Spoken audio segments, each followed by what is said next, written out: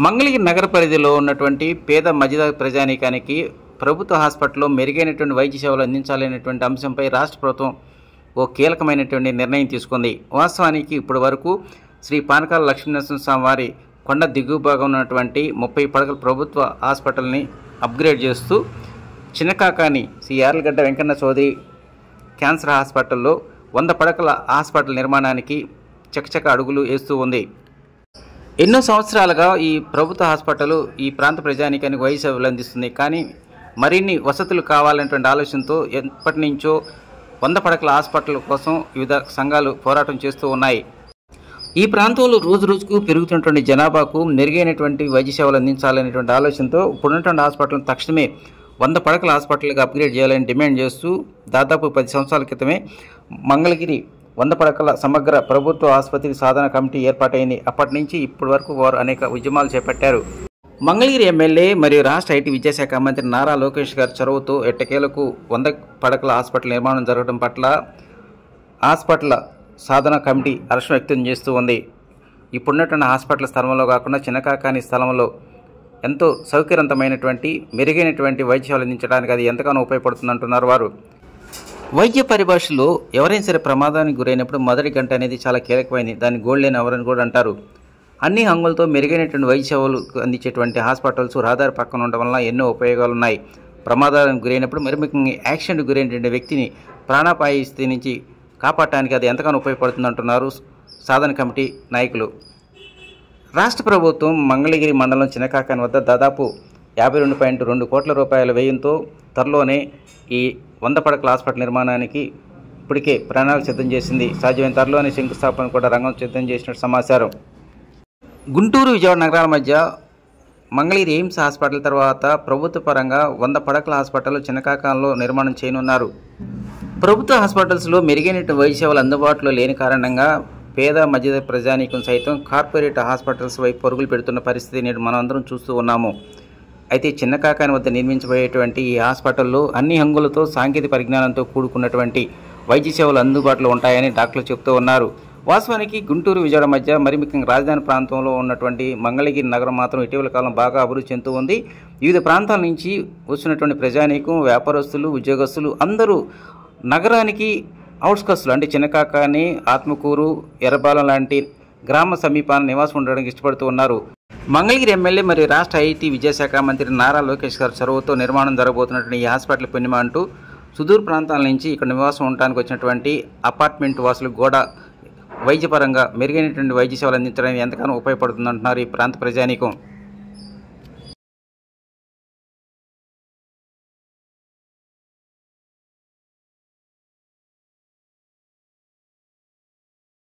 We are very happy అండి. ఎందుకంటే మాకు ఎమ్మెల్యే దొరకటం అండ్ ఇంకోటి ఈ ప్రాజెక్ట్ని చాలా డ్రీమ్ ప్రాజెక్ట్గా తీసుకొని 100 బెడెడ్ హాస్పిటల్ ముందుకు తీసుకెళ్తాం. ఏదైతే మంగళగిరికి లేదో మేము 100% ఆయనకి ఎక్స్ప్లెయిన్ చేసి అర్థమయ్యేలాగా చెప్పడంలో మేము సక్సెస్ అని చెప్పేసి మా ప్రజారోగ్య 100 బెడెడ్ అందరూ చాలా హ్యాపీగా. సార్ ఇప్పుడు ఇక్కడ నుంచి ఈ ప్రాంత ప్రజానీకం కావచ్చు లేకపోతే ఏమేమి బెనిఫిట్స్ వచ్చే అవకాశాలు ఉన్నాయి? సో ఇప్పుడు మనకి విజయవాడ గుంటూరు మధ్యలో మంగళగిరిలో ఉన్నాం, నేషనల్ హైవే 5లో. సో ఈ పాపులేషన్ మనం చూస్తూనే ఉన్నాం, డే బై డే ఇంక్రీజ్ అవుతూ ఉంది. అండ్ అలానే ట్రామాస్ కూడా మనం యాక్సిడెంట్ కేసెస్ కూడా ఫ్రీక్వెంట్గా చూస్తున్నాం. సో ఏదైతే బాటిల్ నెక్ టైం ఉంటుందో అంటే విజయవాడకి షిఫ్ట్ చేయాలి పేషెంట్ని, గుంటూరుకి షిఫ్ట్ చేయాలి అనుకున్న టైంలో ఆ బాటిల్ నెక్ టైం అనేది చాలామంది ఆ 15-20 మినిట్స్ గ్యాప్లో తీసుకురాకపోవటం వల్ల మేము కాపాడలేకపోయాం అనే మాట చాలా చోట్ల వింటున్నాం. సౌకర్యాలు అందుబాటులో ఉండాలంటే గవర్నమెంట్ది ఫస్ట్ హాస్పిటల్ ఇదే అవుతుంది. అండ్ ఇక్కడ మనం కంపేర్ చేసుకుంటే మన ఎయిమ్స్ కానీ, మణిపాల్ కానీ, ఎన్ఆర్ఐ కానీ, గుంటూరు, విజయవాడ అన్నీ కూడా పెయిడ్ హాస్పిటల్సే. ఇది ఒక్కటే అన్నీ ఫ్రీగా జరిగే ఏరియా హాస్పిటల్ 100 పడకల హాస్పిటల్ చిన్నకాకానిలో డెవలప్ అవుతుంది. సో ఆయన ఏంటంటే లోకేష్ గారు ఆయన విజన్, ఇక్కడ ల్యాండ్ బ్యాంక్ ఎక్కువ ఉంది, అంటే మోర్ దాన్ 10 acres ఉంది. ఇక్కడ పాత సైట్లో 3 acres ఉంది. అండ్ రోడ్ యాక్సెస్ కొంచెం డిఫికల్టీగా, రేపు అంబులెన్స్ రావాలన్నా వెళ్ళాలన్నా, రేపు ఉత్సవాల టైంలో రోడ్డు క్లోజ్ చేసినప్పుడు పర్సనల్గా ఎంతమంది ఇబ్బంది పడతారు. అండ్ మూడోది వచ్చేప్పటికి ఇక్కడ వచ్చేప్పటికి రేపు 100 బెడెడ్ కాస్త 200 బెడెడ్ అవ్వచ్చు, 300 బెడెడ్ అవ్వచ్చు. సో, ఎక్స్‌పాన్షన్‌కి దాన్ని అప్‌లిఫ్ట్ చేయటానికి కొన్ని బ్లాక్స్ మన ఎక్స్‌ట్రా కట్టించటానికి ఇక్కడ మనకి ఇనఫ్ స్పేస్ ఉంది కాబట్టి, ఆయన ఈ 100 బెడెడ్ హాస్పిటల్‌తోనే అయిపోతుంది కాదండి. రేపు మనకి అక్కడ రష్‌ని బట్టి పేషెంట్ వాకిన్స్ ఏమైనా ఎక్కువయిందంటే, మనం ఇమ్మీడియేట్‌గా ఇంకో బ్లాక్ డెవలప్ చేసుకోవటానికి మనకు కావాల్సినంత స్పేస్ ఉంది, ల్యాండ్ బ్యాంక్ ఉంది, ల్యాండ్‌స్కేపింగ్ చేయొచ్చు. గ్రీనరీ డెవలప్ చేసుకొని అక్కడ చాలా మోడల్ హాస్పిటల్‌గా డిజైన్ చేయటానికి మనకు అన్ని విధాలుగా అనుకూలంగా ఉన్న స్పేసు, అలాగే అన్ని విధాలుగా సౌకర్యాలు బాగున్నాయి. హైవే పక్కన ఉంది. అందరికి అందుబాటులో ఉంటుంది. ఏదైనా అంబులెన్స్ రావాలన్నా, 104 రావాలన్నా, 108 రావాలన్నా, తల్లి బిడ్డ ఎక్స్‌ప్రెస్ కావాలన్నా అన్నీ అక్కడ పార్క్ చేయటానికి గానీ, పేషెంట్‌కి అనుకూలంగా ఉంటదని ఆలోచనతో వెళ్లారు. అలానే దాన్ని గూడా మేము స్వాగతిస్తూ మంచి ఆలోచన అని జెప్పేసి ఎప్పుడు గూడా ఇప్పుడు ఇలా షిఫ్ట్ చేయడం వలన ఏమిటంటే స్టేట్ మొత్తంలో ఒక గవర్నమెంట్ హాస్పిటల్ సెంట్రల్ లొకేషన్‌లో ఉంటుంది. స్టేట్ ఇటువంటి టైంలో మనకి నంబర్ ఆఫ్ ఇన్సిడెంట్స్, యాక్సిడెంట్స్ జరుగుతాయి. గోల్డెన్ అవర్ అని ఉంటుంది. ఆ గోల్డెన్ అవర్ టైంలో గనక సరైన స్పందన జరగకపోతే ఈ not only accidents, even heart attacks also. Golden 1 hour అండి. ఆ 1 అవర్‌లో అలాగే బ్రెయిన్ స్ట్రోక్స్ గోల్డెన్ 1 అవర్‌లో గనక మనం రెస్పాండ్ కాకపోతే ప్రాబ్లమ్ అవుతది పేషెంట్స్‌కి. దాని మూలాన వస్తుంది.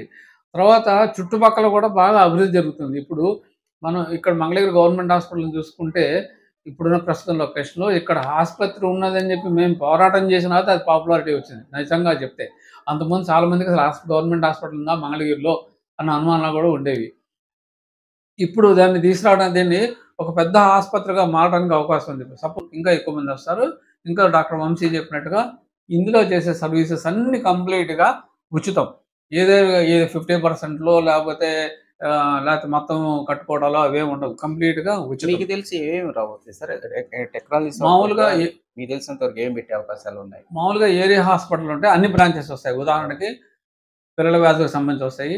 తర్వాత జనరల్ మెడిసిన్ వస్తది. ఆర్థోపెడిక్స్ వస్తుంది. ఆఫ్థల్మాలజీ వస్తుంది.